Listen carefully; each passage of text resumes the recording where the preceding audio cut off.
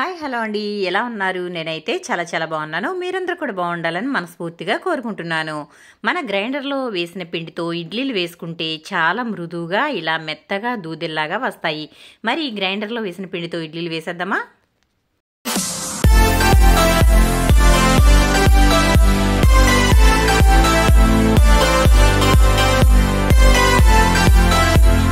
First పార్ట్లో అయితే పిండి గ్రైండర్లో వేసాం కదా, చెయ్యి పెట్టే పని లేకుండా పిండి రుబ్బేసుకున్నాం. అలాగే రవ్వ కలిపేసుకున్న తర్వాత నైట్ అంతా పిండిని ఈ విధంగా చక్కగా నానబెట్టేసుకోవాలి, అంటే బయట ఉంచేసుకోవాలి. ఇది చక్కగా పొంగి ఈ విధంగా స్మూత్గా తయారవుతుంది. ఆ తర్వాత మార్నింగే ఇందులో మనం ఇడ్లీ వేసుకోవడానికి ఇందులో కొంచెం సాల్ట్ అయితే కలుపుకోవాలి. చూడండి పిండి ఎంత బాగా పొంగిందో, చాలా బాగా మృదువుగా వస్తాయండి ఇడ్లీలు. మరి ఈ విధంగా నేనైతే సరిపడా ఉప్పు అయితే కలిపేశాను. ఇప్పుడైతే ఇడ్లీలు వేసేసుకుందాము. నేను ఇక్కడ ఇడ్లీ రేకులకైతే ఆయిల్ రాస్తున్నాను. ఈ విధంగా ఆయిల్ రాసుకోవడం వల్ల ఇడ్లీలు రేకులకి అతుక్కుపోకుండా చక్కగా వచ్చేస్తాయి. చూసారు కదా, ఈ విధంగా రేకులకైతే ఆయిల్ అప్లై చేసుకుంటున్నాను. మీకు ఇష్టమైతే నెయ్యి కూడా అప్లై చేసుకోవచ్చు. నేనైతే ఇక్కడ ఆయిల్ అప్లై చేస్తున్నాను. ఆ తర్వాత మనం పిండిలో ఉప్పు కలిపి పెట్టేశాం కదా, ఇదైతే ఇందులో వేసేసుకుందాము. ఎప్పుడైనా కానీ ఇడ్లీలు వేసుకునేటప్పుడు ఇది మరీ పైకంటూ వేసేసుకోకూడదు. అలా వేసుకున్నట్లయితే ఇడ్లీలు అంతా బాగా రావండి. ఎందుకంటే పైన రేకుకి అతుక్కుపోయి ఇడ్లీ అనేది గజిబిజిగా వస్తుంది. కాబట్టి చక్కగా మనకి ఆ హోల్ ఎంత ఉందో దాంట్లో మాత్రమే సమానంగా వేసుకోవాలి. ఈ విధంగా వేసుకుని స్టాండ్కి అయితే పెట్టేసుకుంటున్నాను నేను. అలాగే మిగిలినవన్నీ కూడా ఇదే మాదిరిగా ఆయిల్ అప్లై చేసుకుని ఇడ్లీలన్నీ కూడా వేసేసుకోవాలి. చూసారు కదా, ఇడ్లీలు వేసుకున్న తర్వాత రేకుల్ని మనం పెట్టుకునే విధానం కూడా కరెక్ట్గా ఉండాలండి. చూసారుగా, ఈ విధంగా నేనైతే మొత్తం పిండి అయితే అన్ని రేకులలోనూ ఇలా వేసేస్తున్నాను. ఇప్పుడు మనం స్టాండ్లో పెట్టేసుకున్న తర్వాత ఇప్పుడు పక్కకు పెట్టి ఇది చూపిస్తున్నాను చూడండి మీకు. ఇదిగోండి, ఇలా ఉంది కదా. ఇప్పుడు ఇంకొక రేకు పైన పెట్టుకునేటప్పుడు ఇడ్లీ కింద ఇడ్లీ వచ్చేటట్టు పెట్టకూడదండి. చూసారు కదా, ఇడ్లీకి మధ్యలో పైన రేకు మధ్యలోకి రావాలి. చూసారు కదా, ఇలా అయితే పైన ఇడ్లీ అంటే కింద దానికి షేప్ అనేది గుంట పడిపోకుండా చక్కగా ఇడ్లీ అనేది సాఫ్ట్గా వస్తుంది. చూసారు కదా, ఇప్పుడు అన్నీ కూడా వేసేసాను. ఆ తర్వాత నేను ఇక్కడ ఇడ్లీ కుక్కర్ అయితే పెట్టేశాను. కుక్కర్లో కొంచెం వాటర్ అయితే వేశాను. మనం వాటర్ వేసుకునేది కూడా చూసుకోవాలండి. ఇక్కడ గీత ఉంది కదా, గీతకి కొంచెం కిందకే వాటర్ అయితే వేసుకోవాలి. లేదంటే ఇడ్లీకి రేకుకి వాటర్ తగిలినట్లయితే పొంగిపోయి ఇడ్లీ అంతా పాడైపోయే ప్రమాదం ఉంటుంది. కాబట్టి వాటర్ అయితే చూసుకుని వేసుకోవాలి. అంటే రేకుకి వాటర్ అనేవి టచ్ అవ్వకుండా వేసుకోవాలి. ఇప్పుడు ఇలా మూత పెట్టకుండా ఒక 5 నిమిషాల పాటు వదిలేయాలి. ఆ తర్వాత మూత పెట్టుకోవాలి. ఇలా పెట్టుకోవడం వల్ల ఇడ్లీ అనేది మనకి పొంగిపోకుండా చాలా బాగుంటుంది. చూసారు కదా, ఈలోపు మనమైతే ఇడ్లీ ఉడికేలోపు నీరు చట్నీ అయితే చేసేసుకుందాం. టమాటా చట్నీ చాలా బాగుంటుందండి, తమిళనాడు స్టైల్. ఈ విధంగా పండిపోయిన టమాటాలని తీసుకోవాలి. వీటిని ఇలా వాటర్లో అయితే వేసేసి టమాటాలని స్టవ్ మీద పెట్టేసి ఇవి మనకి తొక్క పగిలిపోయి ఊడే వరకు ఉడికించుకోవాలి. ఇలా ఉడికించుకోవడం వల్ల మనకి తొక్క అనేది చాలా ఈజీగా అయితే వచ్చేస్తుంది. చూసారు కదా, ఇట్లాగా టమాటాలని ఉడికించేసుకోవాలి. చూడండి ఒకసారి, ఇక్కడ ఇలా తొక్క అయితే మనకి పగుళ్ళలాగా వచ్చేసాయి కదా, ఇలా వచ్చే వరకు టమాటాలని ఉడికించుకోవాలి. మనకి ఒక పక్క అయితే పగులుతాయి కదా, ఇంకో పక్క కూడా ఈ విధంగా తిప్పుకోవడం వల్ల చక్కగా తొక్క అనేది మొత్తం టమాటా అంతా ఉడికిపోతుంది. ఇలా ఉడికినప్పుడు ఇప్పుడు టమాటాలని ఒక గిన్నెలోకి అయితే తీసేసుకుని ఇది పూర్తిగా చల్లారిపోనివ్వాలి. ఇలా చల్లారిన తర్వాత తొక్క అయితే తీసేసుకోవాలి.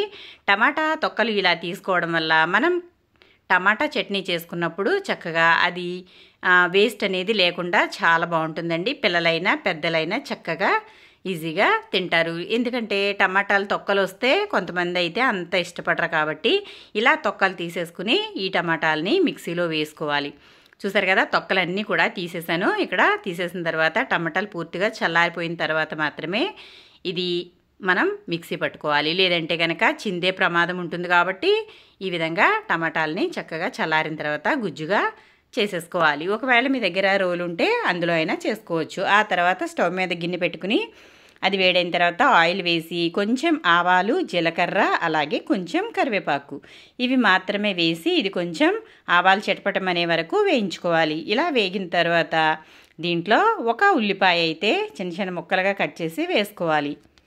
ఈ టమాటాలని మరీ ఎక్కువగా ఎర్రగా వేగిపోవాల్సిన అవసరం లేదండి. 75% వరకు ఈ ఉల్లిపాయని ఇలా అయితే చక్కగా వేయించుకోవాలి.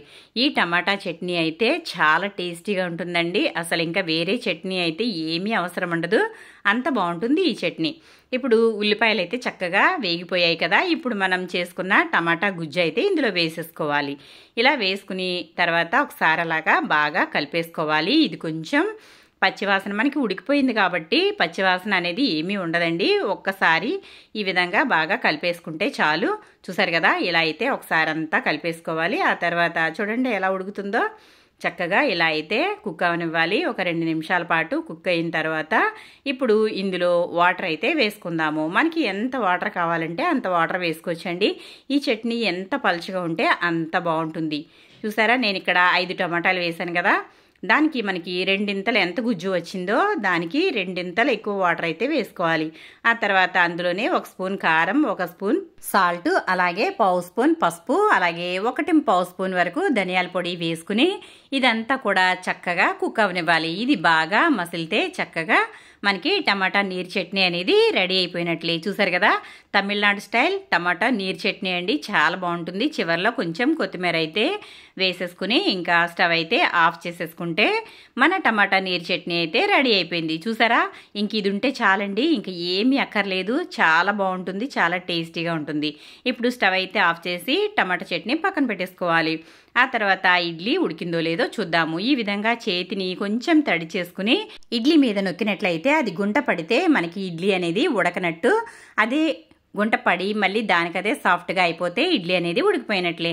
ఇడ్లీ అయితే రెడీ అయిపోయిందండి. ఇప్పుడు స్టవ్ అయితే ఆఫ్ చేసి మూత పెట్టేసి ఒక 5 నిమిషాల పాటు అలా వదిలేయాలి. ఆ తర్వాత ఇడ్లీ ఈ విధంగా బయటికి తీసేసుకుని ఇప్పుడు స్పూన్ని తడి వాటర్లో అంటే నీళ్లలో ముంచేసి ఈ విధంగా ఇడ్లీ తీస్తే చక్కగా సాఫ్ట్గా వస్తుంది.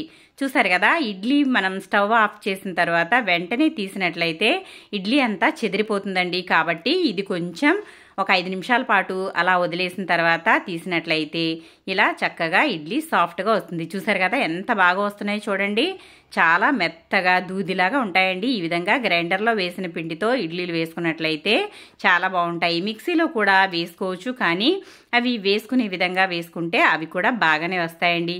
చూసారు కదా, మన ఇడ్లీ అయితే రెడీ అయిపోయింది. ఇందులోకి కొంచెం అల్లం చట్నీ, అలాగే కొంచెం కారపొడి, ఇంకా పల్లీ చట్నీతో దీనిని ఆస్వాదించవచ్చు. మన టమాటా నీరు చట్నీ ఉంది కదా, ఇంకా ఏమీ అక్కర్లేదండి. వీటన్నిటితో ఈ విధంగా గ్రైండర్లో వేసిన పిండితో ఇడ్లీలు వేసుకుని తింటే అసలు ఎన్ని తింటున్నామో లెక్క కూడా ఉండదండి, అంతా బాగుంటాయి. చూడండి ఒకసారి ఇడ్లీ ఎంత సాఫ్ట్గా ఉందో. చూసారు కదా, దూదిలా ఉంది.